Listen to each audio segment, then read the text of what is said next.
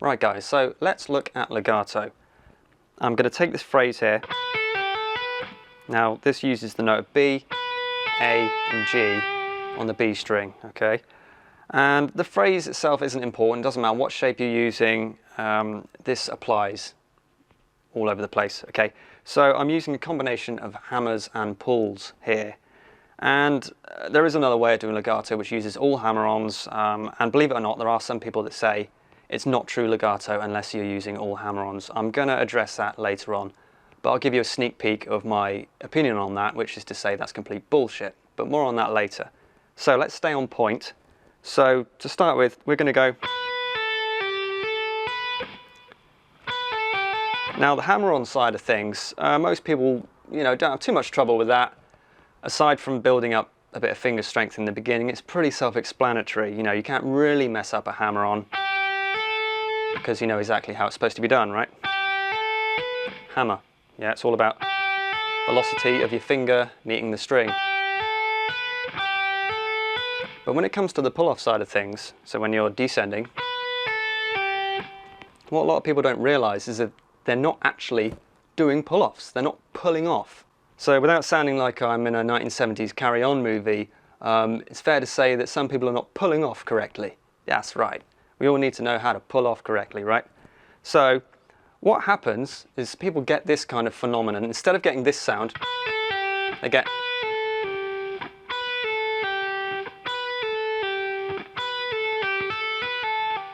So you notice how the note velocity there was very quiet. Now you can still hear it, but it's quite faint. In fact, it's pretty hard for me to do it wrong. I'm trying to do it wrong. But what happens is a lot of people don't pull off, they lift off. And by lift off, I mean they pull their finger directly off the fretboard. Now if you've got enough distortion, you still might get a note sounding like I'm getting here. But it will be a lot quieter. It'll be a lot more quieter than you intend it to be, and it can be very hard to get that even sound that legato requires. And as I said before, what's happening is you're just kind of lifting off. So let's say your neck is facing sort of straight forward like that towards the camera. What you're doing is you're pulling your finger straight forwards towards that direction, okay, towards the camera for my case.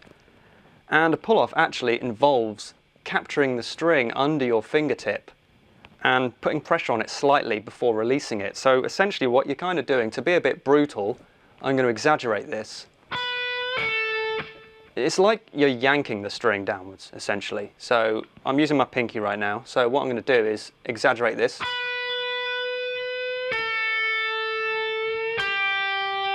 So the string is captured underneath your fingertip. And that is where you gain the extra velocity of the note, because by capturing it under your fingertip and then pulling your finger off the string, not lifting it off straight up, but pulling it off, that is what gives you the extra volume in the note. Yeah, so instead of just being you're. And as I said, I can exaggerate it. And some people swear against pull-offs for that reason, because they say, well, you're bending the note.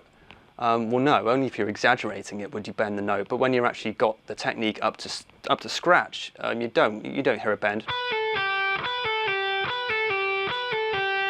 Okay, so that is essentially what's going on. So a lot of you, if you're having trouble with legato, that's why. It's because you're lifting off and you're not pulling off. You need to be pulling off correctly, okay? And just start, as I said, by exaggerating the motion. So be over the top. Imagine that you're actually pulling the string down, as if you were going to do a downward string bend or something like that, or even vibrato towards the floor, and then pull off, okay? And sometimes that's how we learn techniques. We have to exaggerate sometimes first, go overboard, be a bit too extreme, feel it, learn how it's supposed to feel, and then bring it back and get that center line, get the balance right, so that we're not having to be extreme anymore, but we can still do the technique, so that you can eventually get it sounding more smooth and even.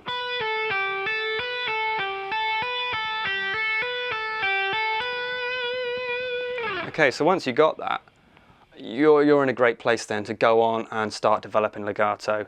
And I'll be honest guys, the best way to do that is to go and get my course Legato Gym. That will give you the essential shapes to build a foundation of good legato playing. And guess what? Grab the free warm-up course. It's got an awesome drill in there which is going to work finger independence. So just go and grab that stuff. That's what it's there for. Right, as I said, there's an approach of using hammer-ons and pull-offs when it comes to legato, but you can also use all hammer-ons. Now this is something that Alan Holdsworth was known for, and a lot of people that are influenced by Holdsworth use that approach too, particularly in fusion.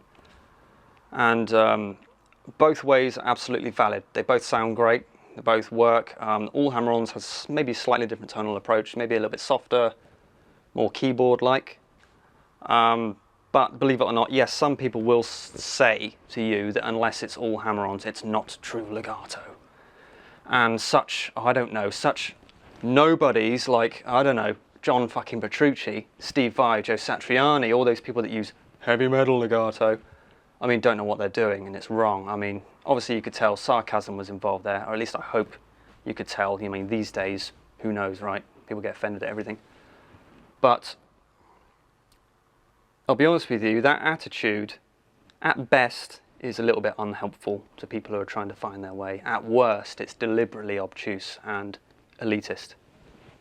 And to be honest, I think it's kind of a cover. It's an excuse to be prejudiced against people doing things differently to the way you do it. It's very much us versus them, and I think that attitude has no place whatsoever in guitar playing and music. It's so unhelpful, it's unreal.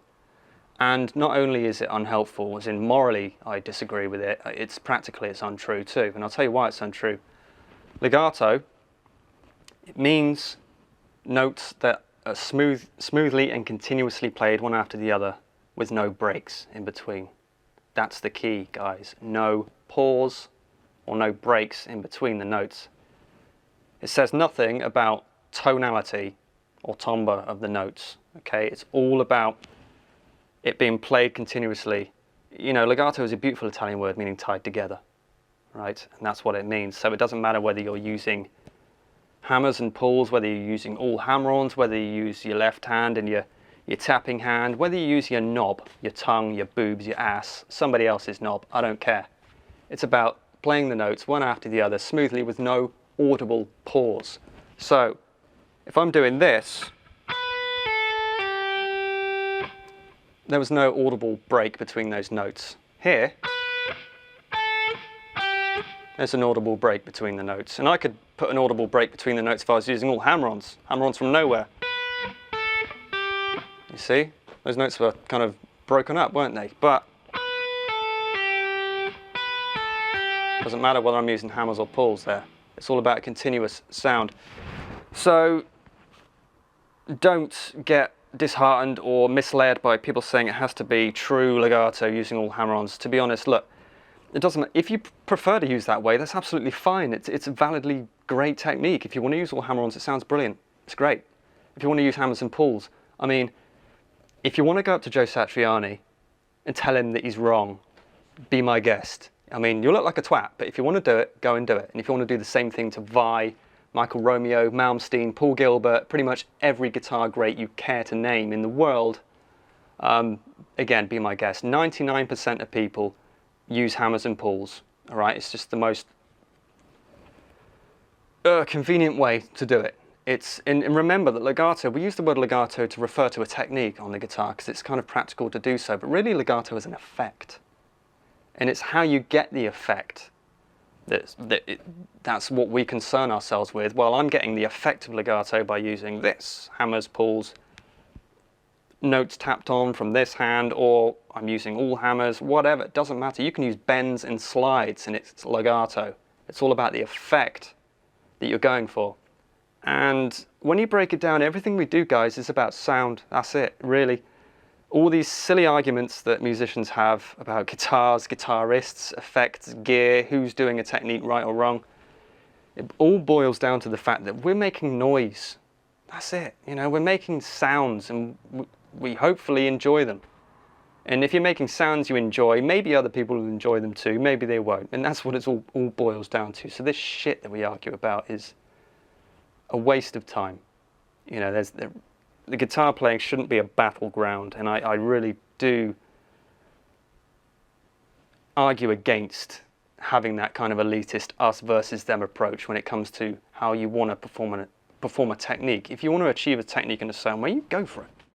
So that's what I think about that, frankly, moronic attitude that it's not real legato unless you're using all hammers. Look, even legato masters such as Brett Garsed himself uses hammers and pull-offs. He even says so himself in that old instructional video of his, which you can go and find on YouTube, right?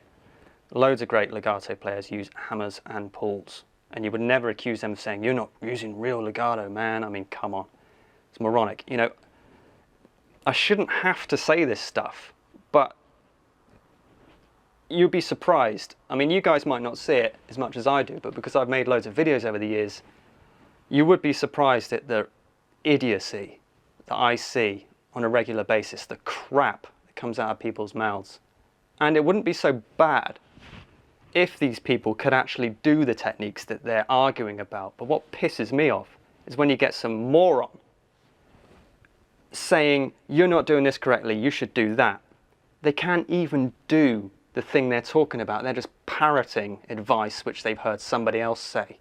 And look, live your life by this rule, guys. Never take advice from somebody who can't do what you want to do better than you.